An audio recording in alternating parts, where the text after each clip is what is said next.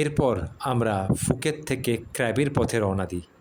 হ্যাঁ, আমরা রওনা দিই সিটি বাস করে।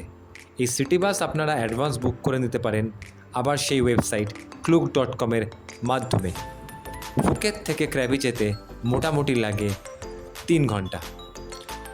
আমরা দুপুরের মধ্যে ক্র্যাবি পৌঁছে যাই।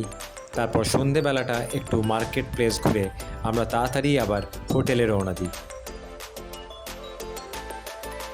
পরের দিন ভোরবেলা 7টা নাগাদ আমাদের হোটেল থেকে পিক আপ হয় আর আমরা পৌঁছে যাই যেখান থেকে আমাদের 7 আইল্যান্ড ট্যুর শুরু হবে।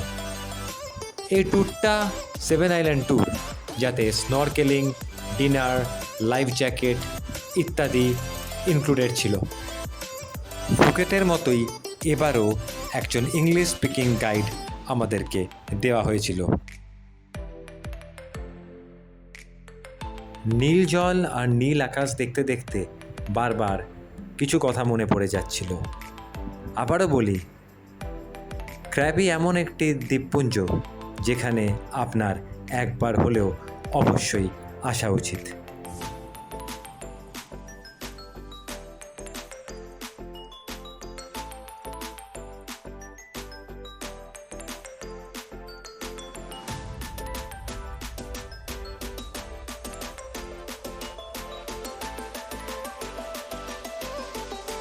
আমাদের আইল্যান্ড ট্যুরও শুরু হয়ে যায়। প্রথমেই আমরা একটি দ্বীপপুঞ্জে প্রবেশ করলাম। আসুন দেখা যাক সেই অবিস্মরণীয় সৌন্দর্য দ্বীপটিকে।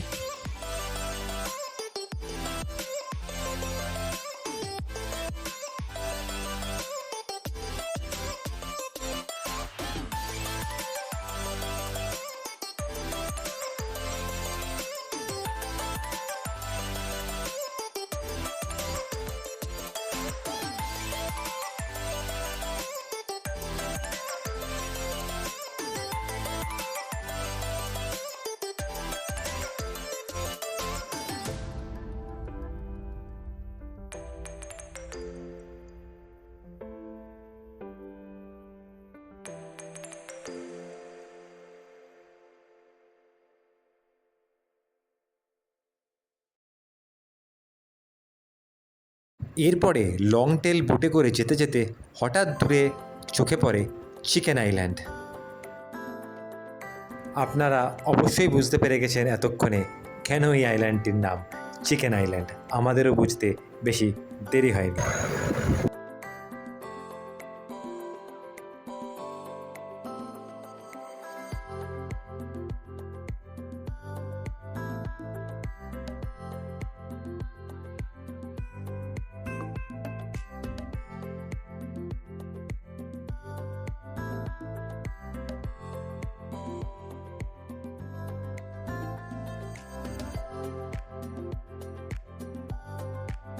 চিকেন আইল্যান্ড থেকে আরেকটু কিছুক্ষণ বোটে সফর করে আমরা পৌঁছে গেলাম এমন একটা দ্বীপপুঞ্জে যেখানে আমাদেরকে নামতে বারণ করা হয়েছিল, কিন্তু স্নরকেলিং করতে সবাই ব্যস্ত ছিল।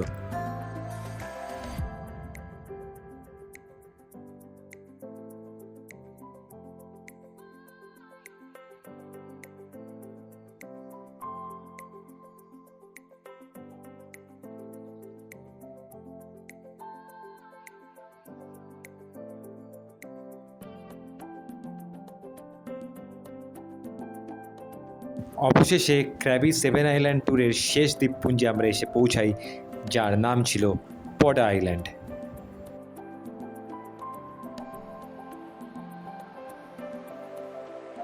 এই পডা আইল্যান্ডেই আমাদের জন্য মধ্যাহ্নভোজের আয়োজন ছিল।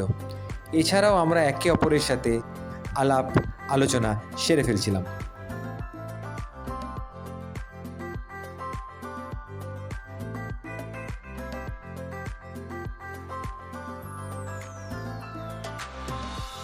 আমরা যে যেমন পাচ্ছিলাম চারিদিকে ঘুরিয়ে কখনো ক্যামেরায় বন্দি হচ্ছিলাম, কখনো একে অপরের সাথে গল্পে মেতে উঠছিলাম।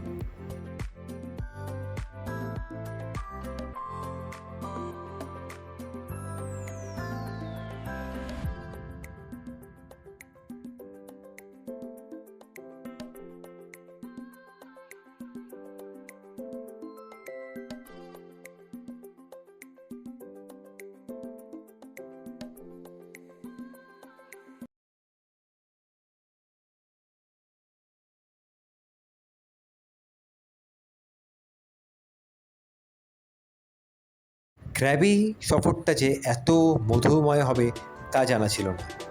এরকম খুব দ্বীপপুঞ্জ হয়তো পৃথিবীতে খুব কমই আছে, তাই বারবার বলবো একবার হলেও ক্র্যাবিতে অবশ্যই আসবেন।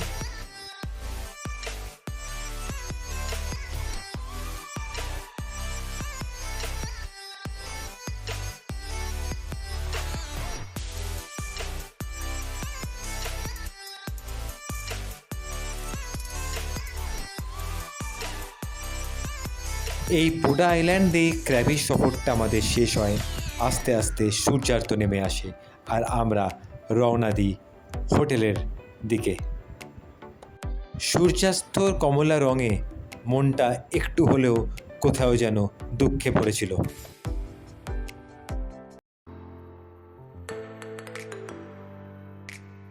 সেদিন কোথাও যেন একটু হলেও মনটা বেদনায় ভরেছিল। আবার কবে আসবো ফিরে ক্র্যাবিতে? এরপর আর কি, সিটি বাস ধরে পৌঁছে যাই ফুকেট, তারপর ফুকেট থেকে ফ্লাইট ধরে যাই ব্যাংককের পথে।